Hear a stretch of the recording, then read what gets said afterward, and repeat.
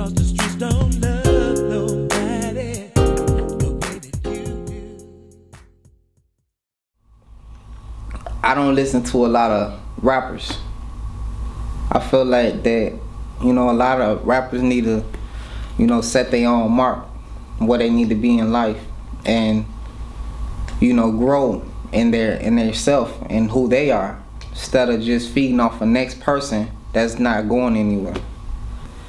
When I first started doing music, I was in the streets, and I rapped about everything. When I first went to the studio, I wrote out of my heart. I wrote like 10 songs, and it was about everything that I was doing in the streets. I'm talking about fire, selling drugs, from, you know, robbing, from anything that I did that I know that wasn't right. Now, for me to speak these things out of my heart, I knew that I need to change who I am, because it's not leading in the right direction. I just want to tell people about my faith, my testimony, and how God blessed me to, you know, continue to be where I'm at now, and for me to, you know, be blessed in doing music and writing books and just being an entrepreneur who I never thought that I'd be today. I got a picture of my mission in my mind to give you glory. More porch to another story. As I spit it, as I get it, I don't think I need a hook for this, man. I gotta make them feel me. Everything we see on this earth is only temporary. Any place that you be on earth is only temporary. So anybody that's going through a long suffering, anybody that's going through pain, anybody that's feel like ain't nobody went through what you went through, I went through it. And this is my testimony. So I'm just welcoming you to the invitation of my life. My name is RossGlover. Some people call me YR. I'm president, CEO, founder of YR Entertainment Music Group, a Life in God movement. I'm 26 years old. I'm still young, so, you know, I'm still young because I got a mission. We all got a purpose on earth. We all got a gift. We all are unique. We all are kings and queens on this earth to, you know, open eyes for the blind. And if we can be somebody great and be a blessing to others, then it come back and we can receive a blessing. And we can have favor on our life. And we can live the way that we supposed to live when we was placed on this earth. You know, Adam and Eve wasn't always perfect. I ain't never perfect either. I'm just saying that, you know, if you can strive to do your best out of life, somebody gonna recognize it. And if you recognize this gift, and if you recognize what I'm talking about, then it gotta be great. I grew up in Chicago and used to hang around in the streets, you know, being just another young man looking for a way out. And I got to this point for telling you my testimony and sharing my faith and my light to the people that's in the darkness, by letting them know that you can be successful without, you know, following other people's footsteps that's not, you know, headed in the right direction. Sometimes we work so hard to be who we need to be in life, but never look at the things that we overcame in life. And that's what I want to do. I just want to talk to you and be honest to myself about how can you overcome, you know, the stumbling block that's in front of you. Through this road, you know, growing up, I didn't have my mother always around me. You know, she had her own problems in the streets and things like that for her to overcome her habits. But it didn't stop me for what I needed to do to graduate out of high school. I thank God for the people that opened up their door to take me in, to keep me out the streets. But I wasn't running away from the streets. I just knew that it was like a trap. I didn't know that until, you know, till I knew I had to change. Till I was reading that word of truth, which is the Bible, or the promises that's in my heart, and the things that I need to do, and the things that I need to change out of life. You know what I'm saying? And, you know, God blessed me as I was reading the Bible. You know, I got in all types of trouble as I tried to jump out of the environment that I lived in, because it was so much killing, it was so much negativity. But when my grandmother died in 2010, I felt like that I had to make a change. My mother, you know, she really never raised me all the time, and it was hard growing up that I had to go from house to house just to go to school and, you know, try to finish high school and sleeping at somebody else's house, you know, when my mother was out there in the streets. But that didn't stop me from living the way that I knew that was right. And I'm not just trying to tell you to make a change, because I don't even know you. I don't even know if you got habits. I don't even know what you're going through. But I know that what I went through out of my life, I could talk about it because it's real. You know, I went down that road being homeless and not having anything, from being the top dude, you know, doing big time concerts in Chicago and, you know, being real popular in the clubs. But I knew that it wasn't the way that God wanted me to have it. So then I had to change everything around. I had to lose everything to know that I had to gain the thing out of life, everything out of life that matters the most. And that's God and His Word. I feel like that I overcame a lot, even taking the type of risk that I took to get to this point, even with my music. My music was the gift from my grandmother that she gave me.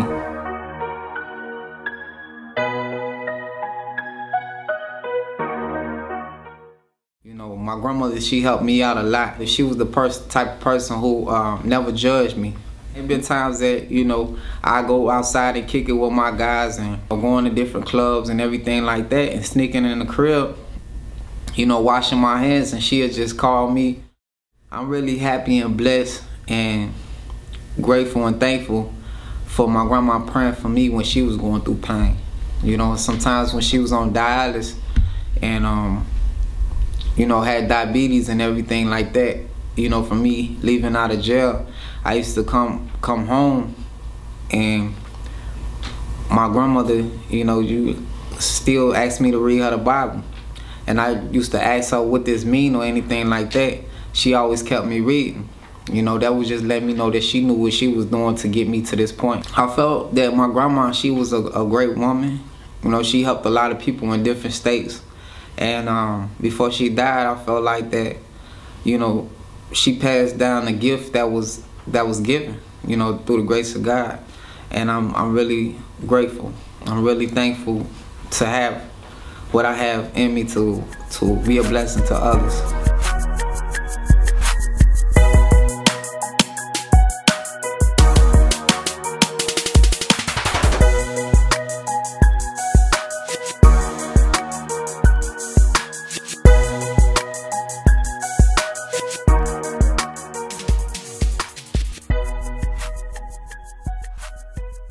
Before I can tell somebody else something, I gotta get me straight first. So as I'm talking to you right now, whoever listening to this, any gangbanger, any person who feel like that they on the verge of committing suicide, anybody who ain't got no peace in their mind, anybody who feel like that, you know, the change can't happen, it can happen. You know, hope is still alive. And hope is having expectations, knowing that things can happen now. Not tomorrow, not yesterday, not next month. Ain't no 90 days, no 30 days countdown. Hope is right now. I feel like in this generation right now with the youth that we have a lot of great youth. We have a lot of great youth that's willing to learn. And we need more teachers to be able to talk to the youth. They have to take time out their schedule, not thinking that they too old to tell somebody that's younger than them what they know. And as far as us as, you know, the youth, they just gotta listen.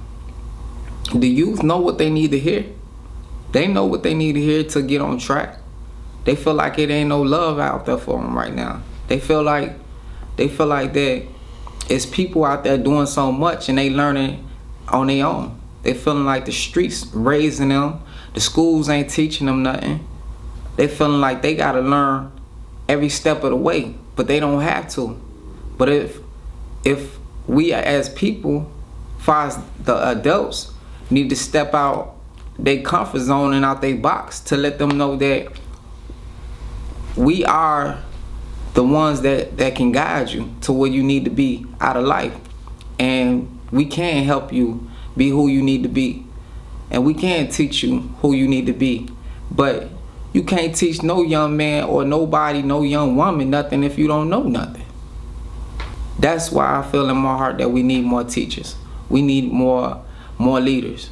We need more people with understanding. We need more people with peace in their minds to show and teach these people in action that you can have hope, that you can believe, and you can make it out your hood, and you can cruise the world, and you can explore the world and be whoever you like, a singer, a model, anything that you put your mind to, you can do it. And I feel that the sky's the limit, as long as you trust in the Lord and put Him first. I don't have kids, but I have nephews, and my nephews is my soldiers. You know, I teach them how to pray every morning, over their food, over everything that they do. I love kids, and not only that I get to show my love to them. I get to show them that Jesus is real. I get to show them that when you grow up, you can be a soldier. You ain't got to be afraid to speak your mind, that you can be whoever you want to be, you know, long as you walking in the right path. And I love the youth because, number one, they always willing to learn. You know, you can teach them, you can guide them while they little. And if you can do that while they at a young age, then it's all good. Then they know that somebody love them. And that's all they looking for, is somebody to love them, because a lot of youth don't have their mother or their father. Some in a foster home, some going through situations and problems, some got questions that nobody can answer. The people that look up to me as a role model or as inspired for the things that I do, just want them to be honest and truthful to themselves, be original, and follow the path that they know that they will prosper in, and you know, continue to follow their vision and follow their goals and their plans and believe in their dreams. Their dreams do come true, and for them to look at me, I feel that I have to lead by example and be honest to yourself. Just be real, 100.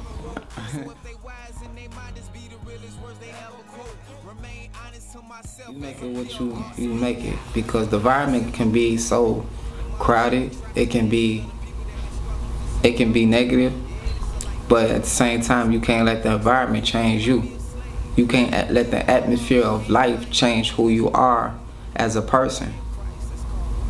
You know, you can change the people that's in your environment, but you can't let your environment change you, because the environment gon' do what it do, and we are the people that make the decisions. If we change the environment to make the environment a better place, then we can change the people to be a better people. But if we don't change the people, then the environment gonna stay the same. I took a lot of risks, as far as, you know, being homeless. You know, for somebody to go down that road and not knowing what's going on with their life, you know, that's a risk. You're taking up a risk by giving up things that you have, because you got a decision. You have free will that God given everybody. As He took everything away from me, I had to risk, you know, giving up everything I have to have a better life, to have it, the things in life that matters the most, which is Him. But at the same time, I have a risk. If I want to give up the things that don't matter, or I just want to stay in the streets and then smoke weed all day, or, you know, stay in the hood, stay around the same people that's not living in the type of life that's not going anywhere, you know. And I felt that I took plenty of risks to get where I needed to be at right now. And that's by changing who I am as a person, changing my attitude, having more patience about life, being a blessing to a lot of people, just taking a lot of risks to, you know, invest in my company, you know, taking money that I could have spent to go get something else that's needed to feed myself, to invest in something that I have a vision to grow. So it's a lot of risks that I took to see my vision, you know, to prosper, to see my vision to get where I know that God will take it to, you know, instead of just being, you know, the old me. And I felt like the old me wasn't getting nowhere but going to down destruction. And that's what everybody rapping about right now. I feel like that I'm 20 times ahead of that, 20 steps ahead of it, where they would like to be. A Life in God movement is a foundation that I have. It's a ministry to teach from experience that I've been through. It's my ministry, and it's based on my faith and who I am as a person. I feel that we all, one day or one moment, have to put our life in God and call on the Lord for something. No matter what it is, they call on His name all the time, and they say, God, God this, God this. You know, a lot of people worship different gods, but there's only one person that's gonna, you know, come to your rescue or provide for your needs. My debut album, Just Getting Started, it's a powerful album. It's my first album. It's hot. It speaks about my pain. It speaks about, you know, the people that's in an environment that's stuck in a society. It speaks about, you know, getting out of your society, growing. It speaks to all cultures. It speaks to all nations. It speaks to all generations. It speaks to your heart and your soul about my life and God experience. And if I could talk to the people through my music, I feel like that, you know, just giving them true music of the gospel. And I feel like it's needed at a point in time like this for people to have peace in their life. And I have peace. Even if I lost everything that I needed, even if I don't have no money, I still got peace in my mind. That's how I feel like everybody else should have peace in their mind. No matter if they homeless or don't have any dime, I feel like that they should have peace in their mind, because then they can understand what's going on with their life. I have a mixtape out right now. It's called The Last Man. And I got a lot of stuff that's going. And it's not on my own understanding that I'm pointing it out. I just want to be a blessing to the people that need help. People that's still stuck in they hood. People still stuck in their society trying to get out. That need peace in their mind. Knowing that they can have peace. Knowing that they can have great things out of life. Knowing that they are blessed. And knowing that they have favor on their life. And they trying to figure out, like, why they don't have these things. And then I just want you to know, though, don't get mad at the Lord, at God, because you don't have these things quicker than you feel like you want them. But have patience, because your time is not His time, and His time is not your time. So, you know, He created us all on His time when He spoke it. And just because you speak it, don't think everything's just gonna happen the way it's supposed to. But especially if you ain't giving your best. So, you know, I speak from the heart. My name is RossGlover. Welcome to my invitation. Which you already know it's me knocking at the door. I had questions, you gave me answers. Open up my hands, we're full of blessings. Somebody tell